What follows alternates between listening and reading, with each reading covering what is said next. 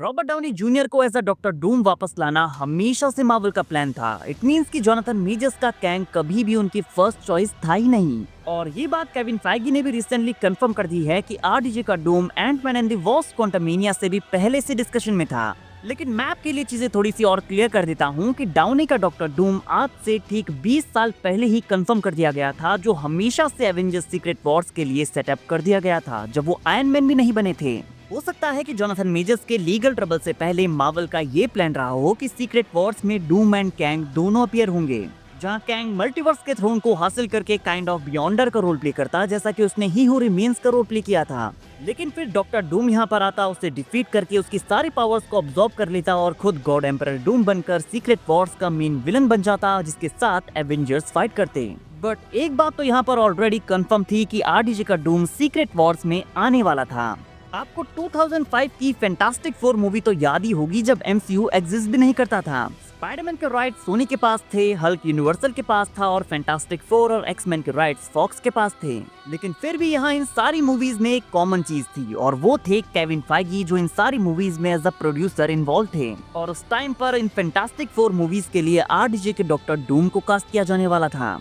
लेकिन आरडीजे अपने करियर में उस टाइम पर इन लीगल ट्रबल से पूरी तरह से कमबैक नहीं कर पाए थे, जिस वजह से उन्हें ये रोल नहीं मिल पाया। और फिर 3 साल बाद 2008 में मार्वल ने उन्हें एज आयरन मैन कास्ट करने का गैम्बल खेला, जो कि काम कर गया। और उसके बाद हमारी favourite super hero franchise MCU की शुरुआत हुई। लेकिन तब उन्हें डॉक्टर डूम का रोल नहीं मिल पाया था। लेकिन आज 20 साल बाद जब फैंटास्टिक फोर, एवेंजर्स, एक्समैन सारे एक साथ हैं, तो Downey as a doctor Doom वापस आने वाले हैं। तो मार्वल स्टूडियोज ने भले ही कैंग को मल्टीवर्स सागा का as the main bad villain set किया था, लेकिन उनके माइंड में ये प्लान हमेशा से था कि सीक्रेट वॉर्स पे यहाँ एक ट्विस्ट आएगा, जहाँ पर डूम कैंग की जगह ले लेगा। इसीलिए जोनाथन मेजर्स को जब उनके मारम पिट्टी वाले मामले में गिल्टी पाया गया, तो मार्वल ने बिना किसी देर के आरडीजे को एज अ डॉक्टर डूम सबके सामने इंट्रोड्यूस कर दिया। और जो रूसो ने अपने एक इंटरव्यू में ये कंफर्म किया है कि ये आइडिया केविन फाइगी का था। Who came up with the idea to bring Downey Jr. again as that guy?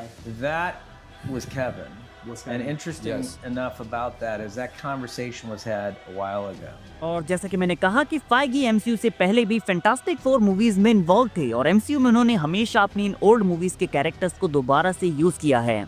Like the Marvels के एंड में बीस्ट को दिखाना, नो वे होम में टोबी मैगवायर के स्पाइडरमैन को वापस लाना। तो फाइगी के माइंड में ये प्लान हमेशा से था कि एवेंजर्स सीक्रेट वॉर्स का मेन विलन क्यों ना डॉक्टर डूम बना दिया जाए, और वो भी इन कैरेक्टर्स की तरह एक सरप्राइज कैमियो यहाँ पर आता, लेकिन पूरी मूवी का मेन बैड विलन बन जाता।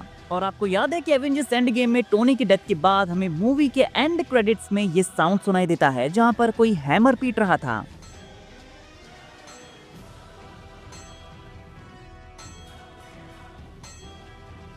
अब भले ही केविन फाइगी ने कहा था कि इस हैमर साउंड से हमने आयरन मैन को ट्रिब्यूट दिया है, लेकिन ये हिंट हो सकता है कि टोनी स्टार्क हमेशा से डॉक्टर डूम था, और उसका वेरिएंट जो कि फैंटास्टिक फोर के यूनिवर्स यानी कि अर्थ 828 में है, वो एमसीयू में कमबैक करने वाला है।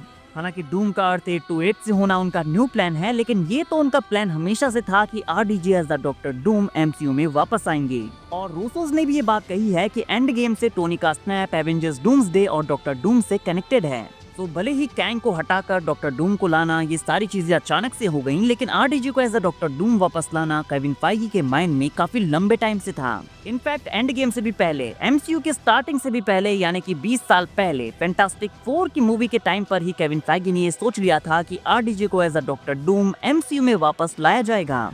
नाउ गाइस, आप बताइए आपको क्या लगता है कि केविन फाइगी ने जोनाथन मेजर्स के गिल्टी पाए जाने के बाद ये प्लान बनाया, या फिर ये आइडिया उनके माइंड में हमेशा से था? और कमेंट्स में अपनी थ्योरीज बताना मत भूलना कि डॉक्टर डूम का ये वर्जन टोनी स्टार्क है या फिर टोनी स्टार्क का कोई वेरिएंट।